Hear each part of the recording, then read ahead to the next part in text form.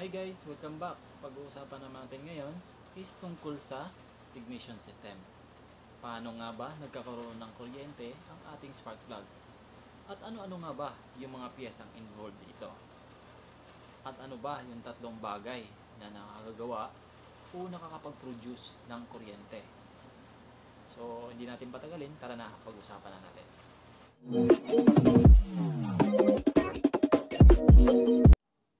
Guys, ito na po yung mga piyesang kasama sa ignition system.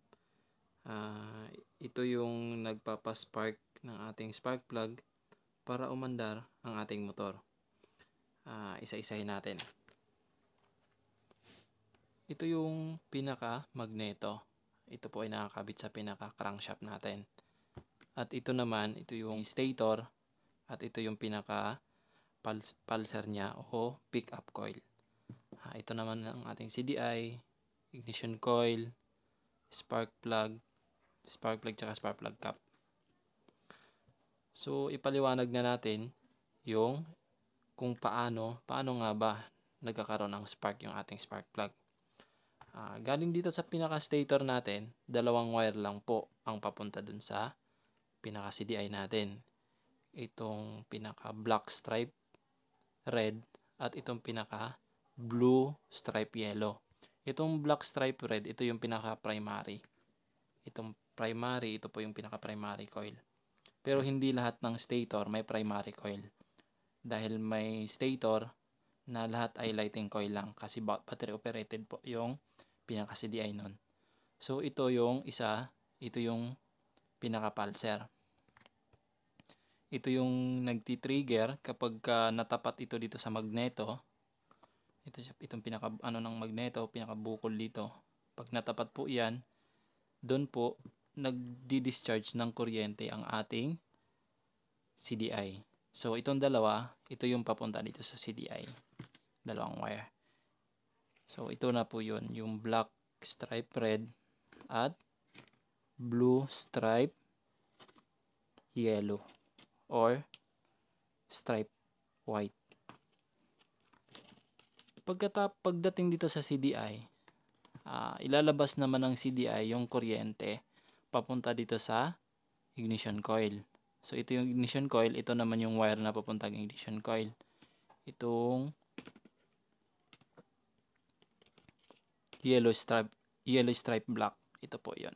Papunta dito sa pinaka-primary ng coil.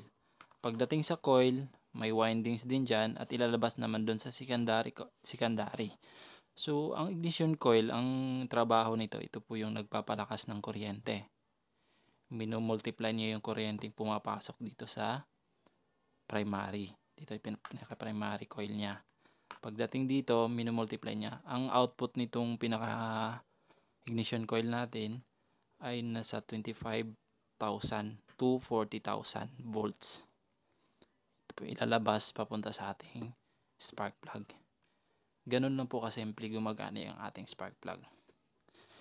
At yung tatlong bagay na nabanggit ko ay nasa sa thumbnails ko. Ano nga ba yung tatlong bagay na nakakabuo ng kuryente? So ito na po 'yon.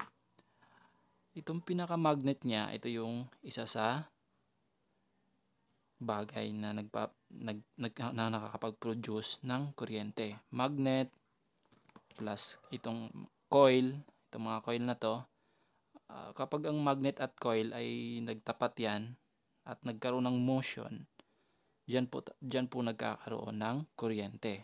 So magnet, coil plus motion ng ating motor equals electricity. Yun na po yung tatlong bagay na nakakagawa ng kuryente. So ulitin ko, sisimplihan na natin. From source coil, black stripe red to CDI. Blue, ito yung from pulser papuntang CDI. Ito po yung nagti-trigger kung kailan nagdi-discharge ng kuryente itong CDI natin. Ilalabas naman ng CDI papunta sa coil. Ito na po yon, black stripe yellow o yellow stripe black. Pagdating ng coil, minomultiply niya yung kuryente to 40,000 volts, lalabas sa high tension wire, spark plug cap, papunta sa spark plug natin at papunta sa combustion ng motor natin. Yun po yung mga proseso ng pagproseso kung paano gumagana yung ating spark plug. At itong spark plug, automatic na yan, naka-ground na po ito sa makina. Naka-ground na yan. Itong coil, pagkabit, itong bakal na to, ito na po yung pinaka-ground niya. CDI, may ground na rin po yan. Diretso po itong kulay green. Syempre, itong stator, meron din yung ground. So, yun lang po yung proseso ng ignition system. Abangan nyo na lang yung next vlog ko is ipaliwanag naman natin kung paano nga ba nagcha-charge yung motor at ano yung mga function at ano yung mga piyesa na involved. So, yun lang po.